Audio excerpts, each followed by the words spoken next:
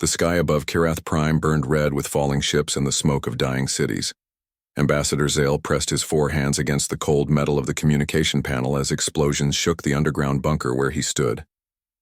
His blue skin had turned pale with fear, and his large eyes reflected the red warning lights that flashed around him. Outside the bunker, the Vorthak swarm was destroying everything the Zilani people had built over thousands of years. The beautiful crystal towers that housed their art and music lay broken like scattered glass. The floating gardens where their children played now burned with toxic fire that made the air poisonous to breathe. Zale had watched his world die for 3 days. The Vorthak ships looked like giant insects made of metal and flesh. They landed everywhere and released creatures that ate metal, stone, and anything else they found. The Zilani had no weapons to fight back. They were a peaceful people who spent their time making art, writing poetry, and studying the stars. His aide Kess stood beside him, her thin frame shaking as another explosion made dust fall from the ceiling. Her bioluminescent patches that normally glowed soft blue with happiness now flickered weak yellow with terror. She was young, barely past her naming ceremony, and had never seen violence before the swarm came. "Ambassador," she whispered, "the northern districts have gone silent. The swarm has taken everything from the Great Library to the Crystal Farms." Zale closed his eyes and tried to think. His people were dying, and he was their last hope. The Zilani Council had chosen him to send one final message to the galaxy. Maybe someone out there would hear their cry for help. Maybe someone would care enough to save them. He activated the communication array with trembling hands. The message would go out to every known civilization in the galaxy. It would travel faster than light through the quantum networks that connected all civilized worlds. If anyone was listening, they would hear the desperate words of a dying people. "This is Ambassador Zale of Kirath Prime," he began, his voice steady despite his fear.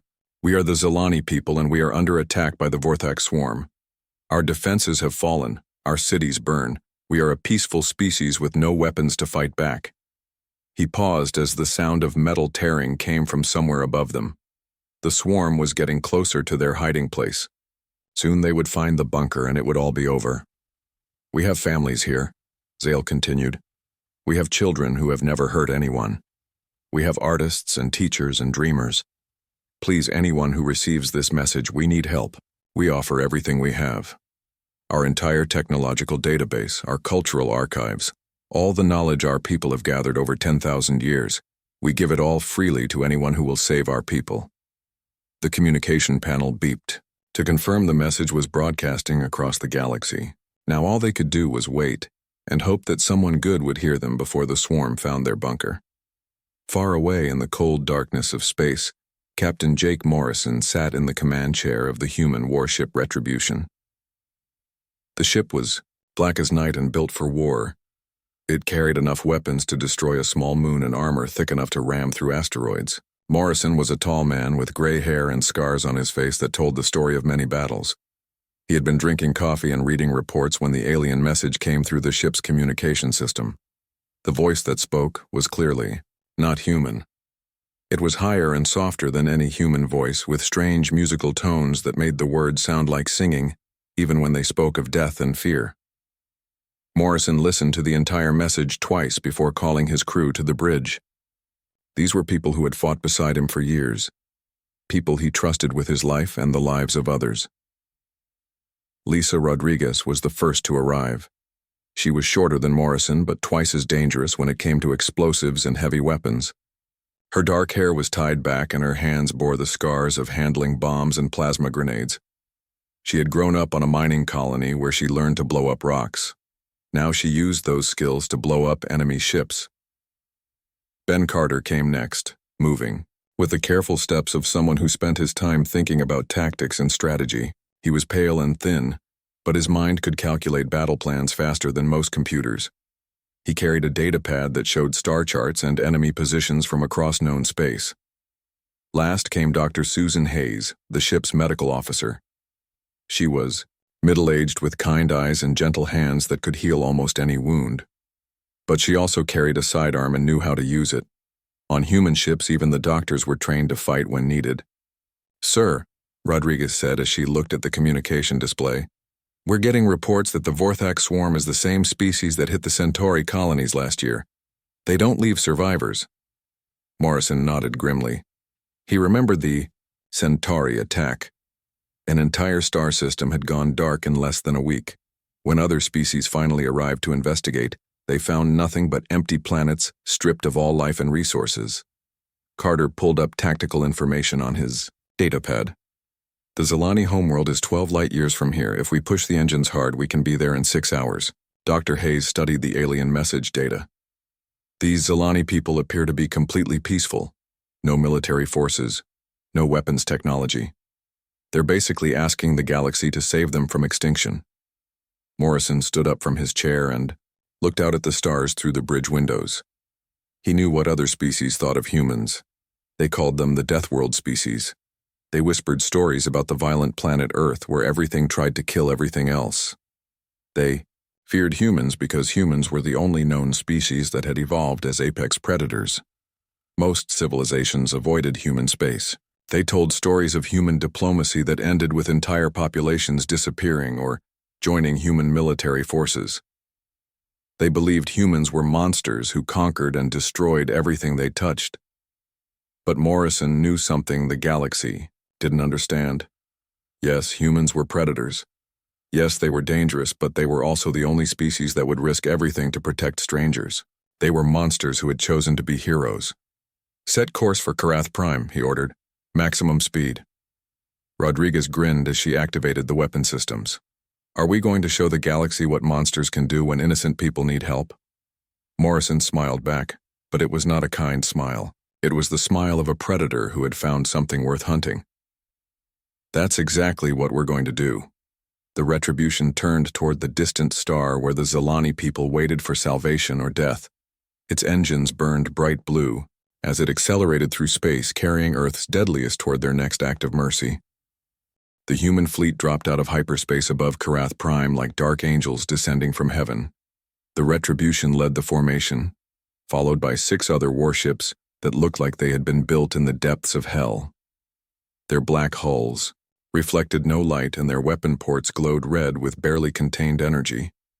Ambassador Zale stood in the underground command center, staring at the tactical display with growing horror.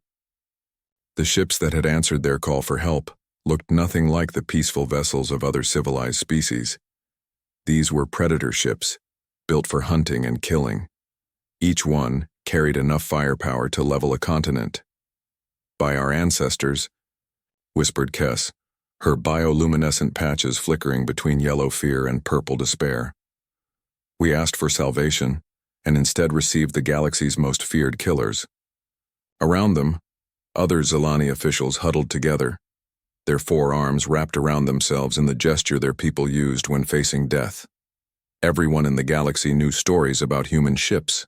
They appeared at the edges of civilized space like sharks smelling blood.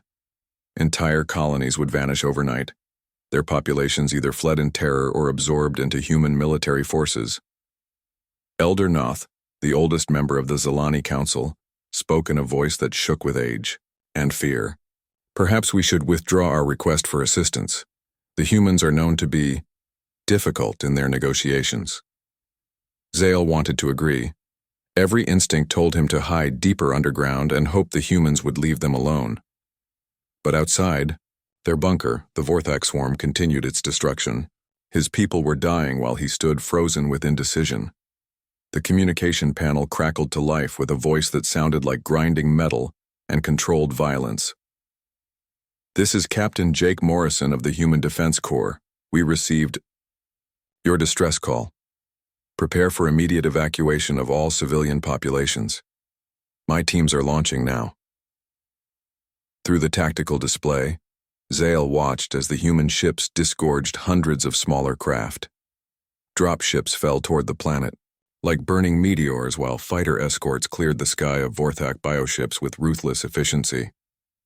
The human attack was precise, coordinated, and absolutely terrifying in its effectiveness. Zale forced his voice to remain steady as he replied, "Honored humans, we are grateful that you responded to our call. However, perhaps we should discuss the terms of your assistance first." We are unfamiliar with your methods of operation." There was a pause that felt like an eternity. When Morrison's voice came back, it carried a tone that made Zale's blood run cold. "Ambassador, there are no terms. There are no negotiations. There are only results. My people don't abandon innocents to die, regardless of what species they are. Prepare your people for transport or watch them burn with your world." The transmission ended with a sharp click that echoed through the silent command center. Every Zalani present understood that they had just been given an ultimatum by beings who were used to being obeyed without question. On the surface, the first, human dropships punched through the smoke-filled atmosphere and landed in the burning ruins of the Zalani capital city. The rear ramps dropped with mechanical precision, and figures in black armor emerged like nightmares given form. The human soldiers moved with the fluid grace of apex predators. Their armor was scarred from countless battles, and their weapons hummed with deadly energy. They advanced through the rubble-strewn streets without hesitation, their helmet displays tracking multiple targets while their tactical networks coordinated the movements of dozens of squads. Squad leader Alex Thompson led his team through what had once been a beautiful art district. The Zalani buildings were delicate structures of crystal and light metal that had been shattered by Vorthak bioweapons. Bodies of both species lay scattered among the debris, but Thompson's sensors detected life signs from several collapsed structures. "Rodriguez, I need entry points on buildings 7 and 12, Thompson ordered through his comm system. "Possible survivors trapped inside." Lisa Rodriguez studied the damaged structures through her weapon scope. "Copy that, Sarge. Setting shaped charges for precision breaches. Give me 30 seconds. She moved with practiced efficiency, placing explosive devices at key structural points. When she triggered the charges, the explosions were small and controlled, creating doorways without bringing down the entire buildings. It was the kind of precise demolition work that required years of experience and steady nerves. Inside the collapsed structures, Thompson's team found groups of terrified Zalani civilians huddled in whatever shelter they could find. The aliens were even more fragile-looking in person than they appeared in the intelligence reports. Their thin limbs and delicate features made them seem like living works of art, rather than biological beings. A young Zalani female cowered behind a broken sculpture, her forearms wrapped protectively around two smaller figures that Thompson realized were children. Her bioluminescent patches pulsed rapid orange with panic as the armored human approached. Thompson removed his helmet, revealing a scarred face and kind eyes. He kept his voice gentle as he spoke through his translation device. "Ma'am, I'm here to help. We're going to get you and your children to safety." The female stared at him in shock.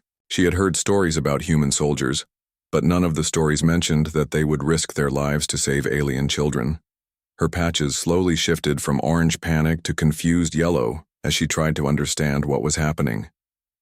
"You are rescuing us?" she asked in a voice barely above a whisper.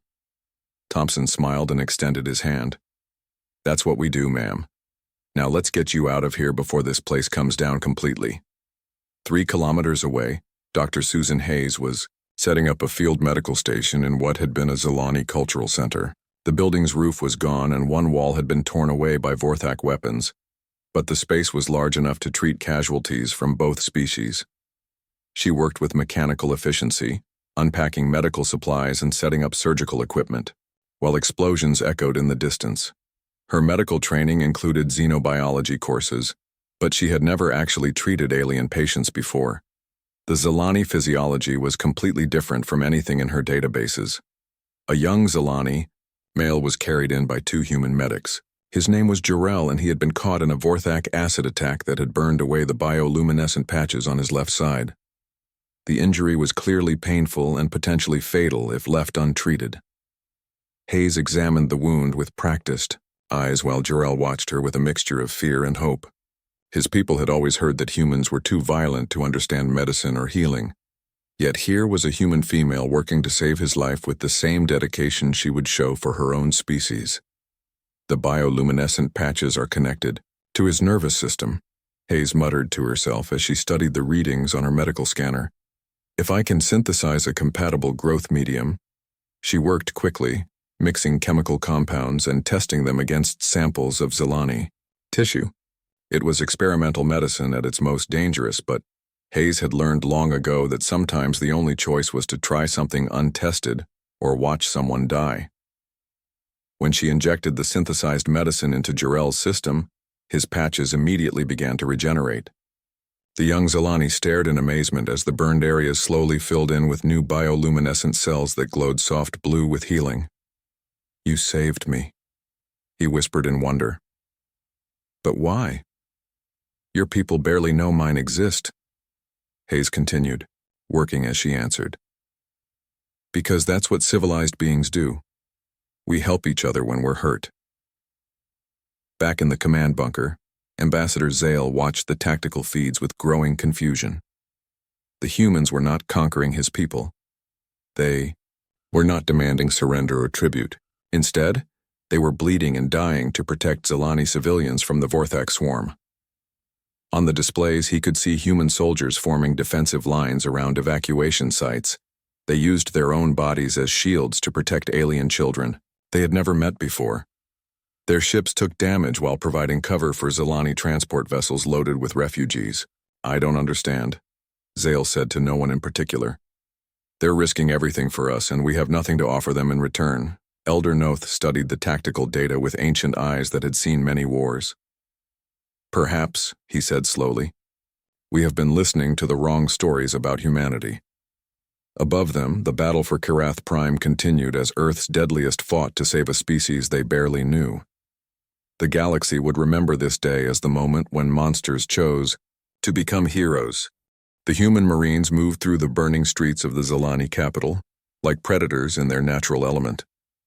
Squad leader Alex Thompson led his team deeper into the city where the fighting was heaviest, their black armor gleaming with adaptive camouflage that shifted to match the smoke and shadows around them. Behind them came a wave of Vorthak bio-warriors, creatures that looked like nightmares designed by an insane god. They had too many legs, too many teeth, and acid for blood that ate through metal and stone. Their chitinous shells deflected most energy weapons, and their claws could tear through reinforced armor like paper. Thompson's helmet display showed dozens of red dots converging on their position. The Vorthak had learned to hunt in packs, using their superior numbers to overwhelm individual targets. But they had never faced humans before, and they didn't understand what they were dealing with. "Rodriguez, I need that nest gone," Thompson barked into his comm, pointing at a growing mass of Vorthak biomatter that was spreading across what had been a Zilani art museum. The alien substance pulsed with its own sick life, spawning new warriors every few minutes. Lisa Rodriguez grinned behind her helmet visor as she armed her demolition charges. Her left shoulder still ached from where Vorthak acid had eaten through her armor, but her hands were steady as she worked. "Copy that, Sarge. Painting the target now." She marked the bio nest with a targeting laser while her teammates provided covering fire. The Vorthak warriors charged toward them with inhuman speed, their multiple legs carrying them across the broken ground faster than any human could run. "Fire in the hole," Rodriguez shouted as she triggered the charges. The explosion was massive and precise, collapsing the entire museum structure onto the alien nest below. Chunks of crystal and metal rained down on the Vorthak warriors, crushing several and scattering the rest. For a moment, the street was quiet, except for the crackle of burning debris. Then the real fighting began. 3 kilometers away, Dr. Susan Hayes worked frantically in her makeshift field hospital as wounded soldiers and civilians poured in from the battle zones. Her medical bay operated far beyond its normal capacity, but she refused to turn anyone away regardless of their species. A human Marine named Danny Park was carried in with massive trauma to his chest and abdomen.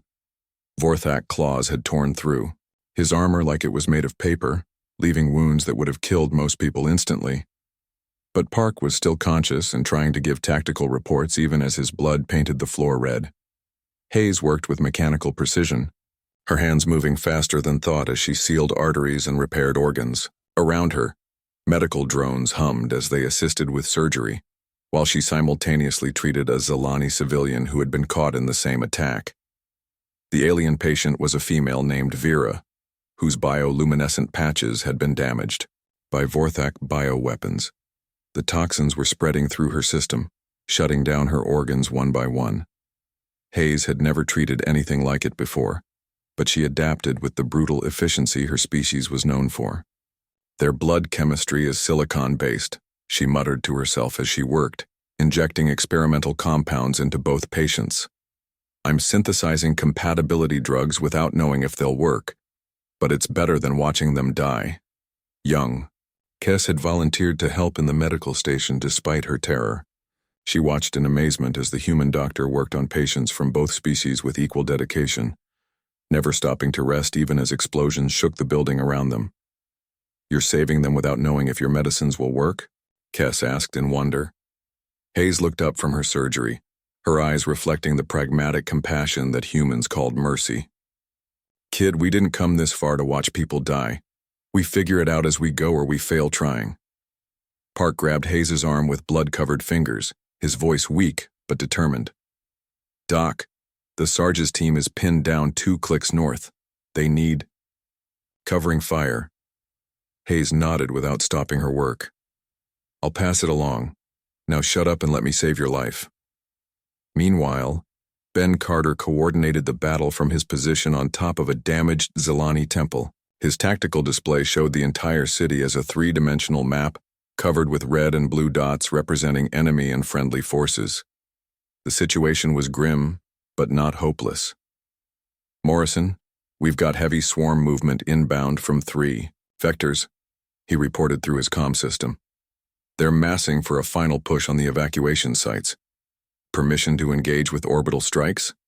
Captain Morrison's voice crackled back through the static. Negative on orbital bombardment. Carter. Too many civilians in the impact zone. We do this the hard way.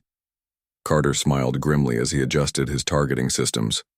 Roger that, sir. The hard way it is. He began calling in precision strikes from the human fleet, using guided missiles and energy beams to hit Vorthak formations without endangering the Zilani refugees. Each shot had to be calculated perfectly, accounting for wind, gravity, and the movements of both enemy and friendly forces. The Vorthak responded with their own weapons, bioships that fired living projectiles designed to burrow through armor and eat their targets from the inside. Carter's temple position came under heavy fire as the aliens tried to eliminate the human spotter, who was directing so much destruction against them. This is getting hot, Carter muttered, as bioprojectiles splattered against the temple walls around him. He activated his personal shields and kept working, his fingers dancing across the tactical controls even as chunks of stone fell from the ceiling above. Back in the streets, Thompson's squad had linked up with 2 other human teams to form a defensive line around a group of Zilani families. The aliens huddled together in the center, while the humans formed a circle of armor and weapons around them. The Vorthak came at them in waves, each attack more desperate than the last. The bio-warriors had realized that the humans would fight to the death rather than abandon their charges, and they were trying to use that dedication against them. Rodriguez set up her heavy plasma cannon at a street intersection, using the weapon to create a wall of superheated energy that vaporized anything that tried to cross it. Beside her, Marine Tony Clark fed ammunition belts into the weapon while scanning for targets with his rifle. Contacts coming in from the east, Clark reported, his voice steady despite the chaos around them. Looks like a full bio-warrior pack. Maybe 20 hostiles. Rodriguez adjusted her aim and triggered a sustained burst that lit up the street like a miniature sun. When the energy faded, nothing remained of the Vorthak attack except smoking craters in the pavement. Next, she said calmly, already swiveling the weapon toward a new threat. Behind the human defensive line, the Zilani families watched in awe as these warriors from Earth risked everything to protect strangers. An elderly Zilani male named Corin approached Thompson during a brief lull in the fighting. Why do you do this? He asked, his forearms gesturing at the carnage around them. Why sacrifice your people for ours? We are not your species, not your responsibility. Thompson reloaded his rifle without taking his eyes off the perimeter. Because that's what civilized beings do, sir. We protect those who can't protect themselves. But your reputation, Corin continued. The galaxy calls you predators, monsters who destroy everything you touch. Thompson's helmet display lit up with new contacts as another Vorthak wave approached. He raised his weapon and took aim at the leading bio-warrior, his finger steady on the trigger. "We are monsters," he admitted as he fired. "But we're monsters who chose a side." The battle for the Zilani capital raged through the night as humanity's deadliest fought with the determination that had made them the apex predators of their homeworld. They held their lines not for conquest or glory, but for the simple principle that innocent people deserve to live. Above the planet, Captain Morrison watched the tactical displays and felt pride mixed with sorrow. His people were dying down, there giving their lives for aliens they had never met before. But that was what made them human. That was what separated them from the real monsters of the galaxy. The Vorthak swarm had chosen the wrong world to attack, and they had made an even worse mistake when they threatened people under human protection. Now they would learn what happened when predators decided to become guardians. The battle for Kirath Prime entered its 6th day with no end in sight. The human forces, vastly outnumbered by the Vorthak swarm, employed tactics that both horrified and inspired the watching Zilani civilians. They used their own bodies as shields, their ships as missiles, and their lives as currency to purchase alien survival. In the command bunker deep beneath the ruined capital, Ambassador Zale stood before the tactical displays with growing understanding. The holographic images showed human soldiers throwing themselves into impossible situations, not for conquest or glory, but simply to save Zilani lives. "They're not conquering us," he said aloud, his voice filled with wonder. "They're bleeding for us." Elder Noth, who had lived through 3 previous wars, watched a human marine carry 2 Zilani children to safety, while enemy bioweapons tore chunks from his armor. "In all my years, I have never seen warriors fight like this. They show more concern for our people than for their own lives." The tactical feeds told a story that would be remembered for generations. Human squad leader Alex Thompson had held a defensive position for 18 hours straight, refusing evacuation orders because Zilani families were still trapped in the buildings behind him.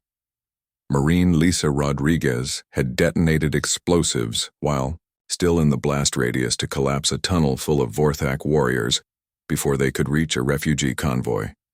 Captain Jake Morrison coordinated the defense from a captured Vorthak command node, his uniform torn and bloodied from 3 separate attempts to overrun his position. Around him, his crew worked with mechanical precision despite exhaustion that should have rendered them unconscious hours ago. "Sir, we've lost 30% of our ground forces," reported Ben Carter, his voice hoarse from combat stimulants and smoke inhalation. "Recommend we pull back to defensive positions and wait for reinforcements." Morrison checked his sidearm for the 4th time that hour, a nervous habit he had developed during his first command. "Negative on the withdrawal. Carter, we hold until every civilian is off-world. That's what we came here to do." Through the shattered windows of the command post, Morrison could see the evacuation transports launching in the distance. Each ship carried hundreds of Zilani refugees to safety, but there were still thousands more waiting for rescue. The math was simple and brutal. His people would die before the job was finished, but the job would get done. Lisa Rodriguez entered the command post supporting a wounded squad leader Thompson, whose left leg hung useless where Vorthak acid had eaten through the bone. Her own left arm was immobilized in a combat sling, shattered by bioweapons during the tunnel collapse, but her right hand still gripped her plasma rifle with steady determination. Thompson's squad secured the eastern evacuation site, but we lost good people doing it, she reported with professional calm that didn't quite hide her grief. Marines Johnson, Martinez, and Kim didn't make it out. They held the line until the transports cleared. Morrison nodded grimly. Those were names he would remember forever.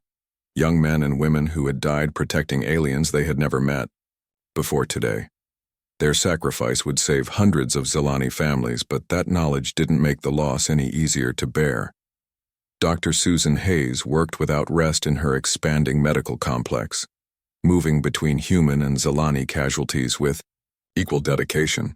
Her surgical bay operated far beyond safe capacity, but she refused to turn anyone away regardless of their species or the severity of their injuries. "I need more synthetic blood and biofoam," she called out to her medical assistants. And someone, find me compatible tissue samples. I'm running experimental surgery on 3 different species simultaneously. A young human medic named Sarah Kim brought her the requested supplies while helping to stabilize a Zilani civilian whose bioluminescent patches had been damaged by Vorthak toxins. Doc, the acid burns on the alien patients are spreading faster than we can treat them. We need a new approach. Hayes paused in her work on a human marine whose chest cavity had been opened by Vorthak claws. Around her, medical drones hummed as they assisted with surgery, while she processed information from dozens of different patients. Run a full-spectrum analysis on the Vorthak bioweapons. Cross-reference it with our xenobiology databases and synthesize a broad-spectrum antidote. But Doc, we don't have authorization for experimental drug trials on alien subjects. Hayes looked up from her patient, her eyes blazing with the kind of determination that had made humanity the dominant species on a planet that tried to kill them daily. Sarah, we're 50 light-years from the nearest medical authority and these people are dying in front of us. Sometimes you have to choose between following regulations and saving lives. The young medic nodded and began working on the antidote synthesis. Around them, the medical bay hummed with controlled chaos as human and Zilani medical staff worked together to save lives from both species. It was a scene that would have been impossible just days before, when the two peoples had never even met. As the evacuation transports continued their desperate flights to safety, Ambassador Zale decided to approach Captain Morrison directly. He found the human commander in the ruins of what had been a Zilani cultural center, coordinating artillery strikes while medical teams treated the wounded in the background. Morrison looked up from his tactical display as the alien diplomat approached. The human captain's face was streaked with dirt and blood, and his eyes held the kind of exhaustion that came from making life-and-death decisions for days without rest. "Ambassador," Morrison said with professional courtesy despite his condition, "you should be on one of the evacuation transports by now." Zale's bioluminescent patches flickered with emotions the human couldn't read, shifting between colors that had no translation in any Earth language. "Captain Morrison, I must ask you something that has been troubling me since your ships arrived." Morrison continued working on his tactical calculations while listening. Around them, the sounds of battle echoed through the ruined city as human and Vorthak forces clashed in the streets. "What's on your mind?" "Why?" Zale asked simply. "Why are you sacrificing your people for ours? We are strangers to you, aliens whose existence you only learned of days ago. Yet you fight and die for us as if we were your own species." Morrison paused in his work and looked directly at the alien ambassador. His expression was serious but not unkind, the face of a man who had made peace with difficult choices long ago. "Because that's what civilized beings do, Ambassador. We protect those who can't protect themselves." Zale's patches shifted to deep purple, the color his people associated with profound confusion. "But your reputation throughout the galaxy, everyone calls you predators, monsters who destroy everything in your path." Morrison smiled, but it was a tired expression that held more sadness than humor. "We are predators, Ambassador. We evolved that way because our homeworld demanded it. But being a predator isn't about what you're capable of destroying. It's about choosing who deserves your protection." Another explosion shook the building as Vorthak bioships attempted to break through the human defensive perimeter. Morrison immediately returned to his tactical display, coordinating the defense of evacuation sites across the city, while Zilani refugees continued their desperate flight to safety. "You're dying for us," Zale said quietly. "Your people are giving their lives to save ours and we have nothing to offer in return." Morrison didn't look up from his work as he replied, "Ambassador, the fact that you're asking that question tells me everything I need to know about your people. You're worth saving." In the medical bay, Dr. Hayes finally looked up from her 20th hour of continuous surgery to find young Kess watching her work with amazement. The Zilani female had been helping tend to wounded patients despite her obvious terror, showing a courage that impressed even the battle-hardened human medical staff. "Dr. Hayes," Kess said in her musical voice, "I don't understand how you can work so hard to save people you barely know. Your species has a reputation for violence, yet you show more compassion than many peaceful civilizations. Hayes cleaned her surgical instruments while preparing for the next patient, a Zilani male whose nervous system had been damaged by Vorthak neurotoxins. Kess. Violence and compassion aren't opposites. Sometimes the most compassionate thing you can do is fight, for those who can't fight for themselves. Outside the medical center, the battle continued as human forces held their positions against overwhelming odds. They fought not for territory or resources, but for the simple principle that innocent people deserve to live. It was a concept that would reshape how the galaxy viewed humanity in the years to come. The evacuation transports continued their flights through the battle zone, carrying terrified but grateful Zilani families toward safety. Each successful launch was bought with human blood, paid for by warriors who understood that some things were worth dying for. As the seventh day dawned over Kyrath Prime, both sides prepared for what everyone knew would be the final assault. The final assault came at dawn on the seventh day, when the red sun of Kyrath Prime rose over a world transformed by war. The remaining Vorthak forces, desperate and cornered like wounded animals, gathered every bio-warrior and combat organism. They had left for one massive attack on the human positions. Captain Jake Morrison stood on the roof of the ruined command center, watching through his field glasses as the alien horde assembled in the distance. The Vorthak had learned to fear human weapons during the past week, but they still outnumbered the defenders by more than 20 to 1. This would be humanity's final test on an alien world. All units, this is Morrison. He spoke into his communication device, his voice carrying across the battle lines to every human soldier still fighting.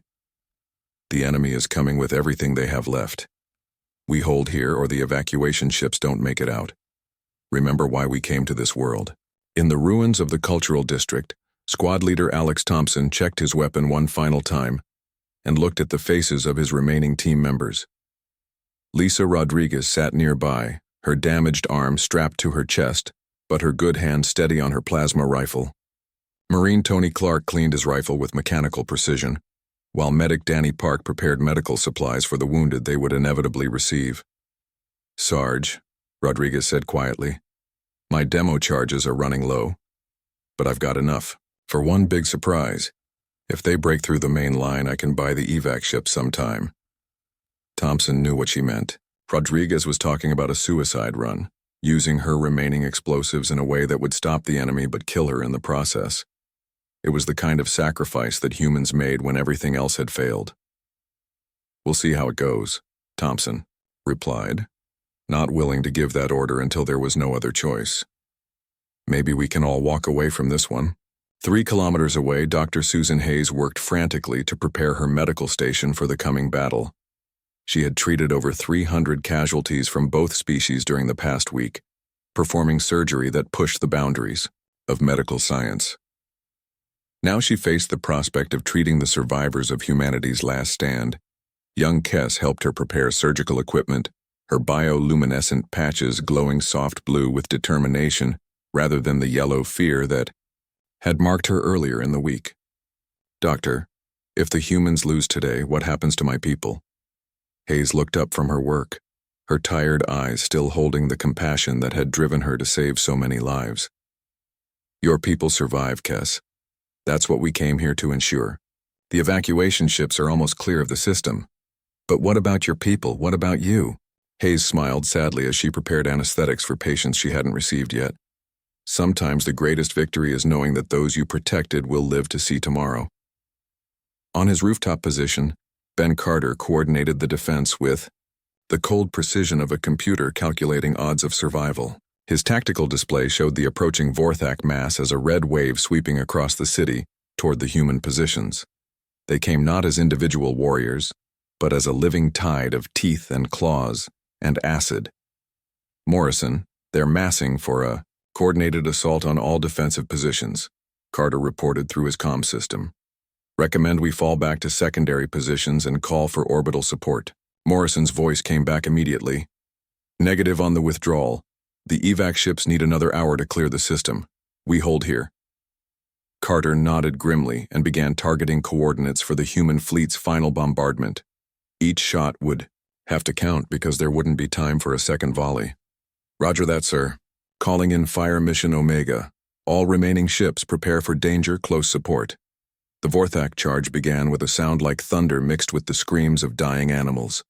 Bio-warriors poured through the ruined streets in numbers that defied, counting, their multiple legs carrying them forward with inhuman speed. Behind them came larger organisms, living siege engines that fired acid and launched smaller creatures like living missiles. Thompson's position took the first impact as Vorthak warriors slammed into the human defensive line like a biological tsunami. The Marines opened fire with everything they had, their weapons cutting through alien flesh with surgical precision. But for every bio-warrior they killed, 2 more took its place. "Contact front!" Thompson shouted into his comm as he emptied his rifle into the advancing mass. "Heavy swarm activity across all sectors. We're in it now." Rodriguez set up her heavy weapons at a street intersection and began firing controlled bursts into the Vorthak formations. Her damaged arm made it difficult to aim, but her shots were still deadly accurate.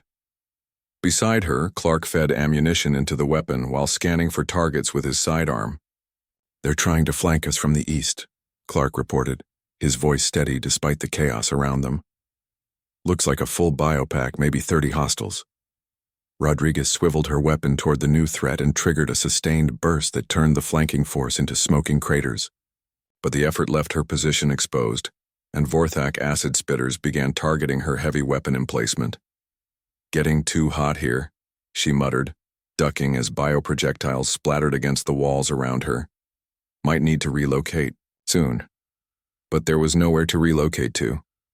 The human defensive perimeter was shrinking as the Vorthak pressed their attack from all directions.